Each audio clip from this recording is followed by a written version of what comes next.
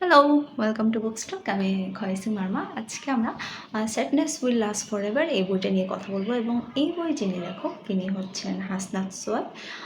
এই লেখকের এই কবিতার বইটিতে প্রায় ৩৬টির মতো কবিতা আছে।